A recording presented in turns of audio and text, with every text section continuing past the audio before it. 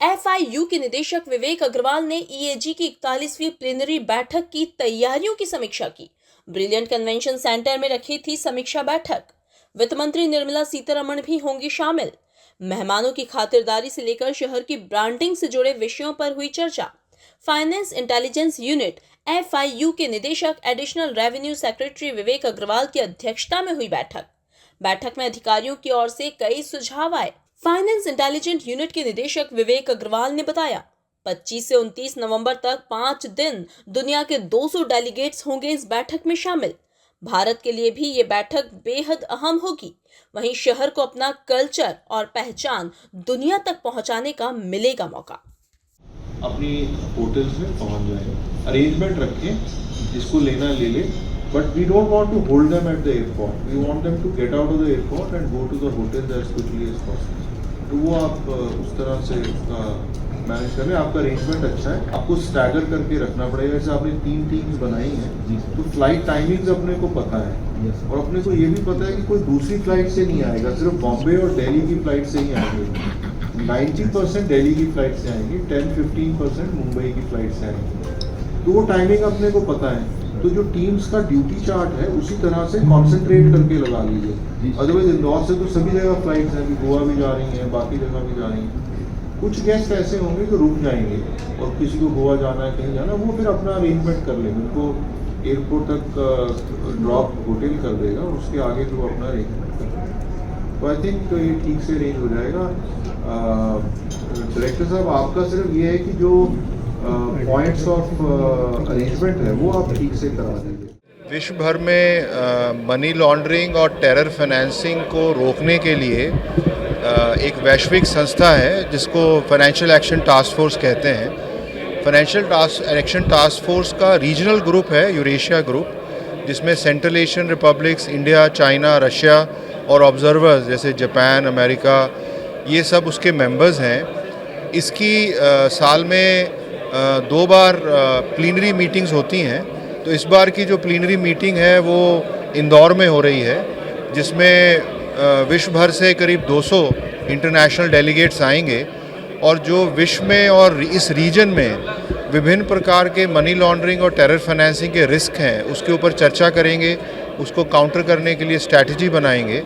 और ये हमारे लिए एक बड़ा मौका है देश के लिए, बिकॉज अभी भारत का जब एवेल्युएशन हुआ तो FATF के एवेल्युएशन में भारत की रैंकिंग सबसे ऊंची रैंकिंग आई, जो हम यहाँ पे एनफोर्समेंट डायरेक्टर के माध्यम से, FIU के माध्यम से, हमारी इंटेलिजेंस एजेंसीज़ के माध्यम से मनी लॉन्ड्रिंग और ब्लैक मनी के ख़िलाफ़ जो हम काम कर रहे हैं उसके बारे में भारत को वरीय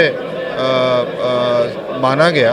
अब जब हम इस कॉन्फ्रेंस को होस्ट करेंगे, जब ये कॉन्फ्रेंस इंदौर में होगी, तो इंदौर के लिए भी ये मौका मिलेगा कि इंदौर अपनी कल्चर को, अपनी हेरिटेज को, अपनी क्लीनेस्ट सिटी को दिखाने का विश्व भर के डेलीगेट्स को दिखा पाएगा और उनको भी भारत की संस्कृति, मध्य प्रदेश की संस्कृति और ख़ासकर इंदौर की हॉस्पिटैलिटी को देखने का मौका मिलेगा।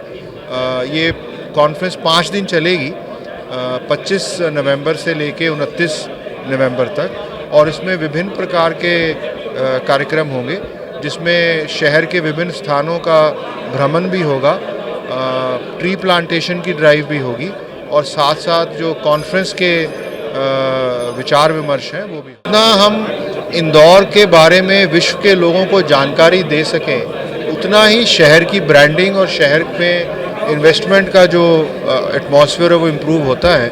तो ये शहर के लिए भी गर्व का विषय है, मध्य प्रदेश के लिए भी गर्व का विषय है कि ये कॉन्फ्रेंस यहाँ पे हो रही है और यहाँ पे जो डेलीगेट्स आएंगे वो इंदौर का मैसेज लेके विश्व भर में जाएंगे और इंदौर की जो ख्याति है वो और ज़्यादा बढ़ेगी। इसमें कोई अतिशयोक्ति नहीं है कि अभी भी इंदौर की ख्याति बहुत अधिक है, और जो इंदौर के लोगों का प्रेम है, जो इंदौर के लोगों का गर्व है शहर के बारे में, वो उसकी ख्याति और बढ़े।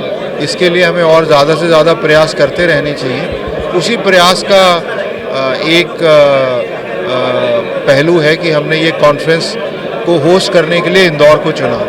क्या है कि जब भारत ने अपना काम किया और भारत ने काम विश्व की संस्था को दिखाया, तो हमारा जो मॉरल स्ट्रेंथ है वो बढ़ा, क्योंकि अब हम जो हमारे अड़ोस पड़ोस के देश अगर गड़बड़ करते हैं तो तो उनको हम FATF के स्टैंडर्ड्स और FATF की गाइडेंस के माध्यम से जो नियम है उनमें बांध सकते हैं। और जो भारत की बात है वो विश्व की जो बाकी कंट्रीज़ हैं, जो मुल्क हैं, उनके माध्यम से भी हम प्रेशर बना के उन पर नियंत्रण कर सकते हैं। और दूसरी बड़ी महत्वपूर्ण बात है कि जो भारत का फाइनेंशियल सिस्टम है, हम भारत के फाइनेंशियल सिस्टम में ज़्यादा से ज़्यादा पूरे विश्व से इन्वेस्टमेंट लेके आने की कोशिश करते हैं। वो इन्वेस्टमेंट तब आता है जब ये सिद्ध हो कि किसी देश का फाइनेंशियल सिस्टम सिक्योर है। तो जो हम काम कर रहे हैं उससे ये सिद्ध हो रहा है कि भारत का फाइनेंशियल सिस्टम सिक्योर है।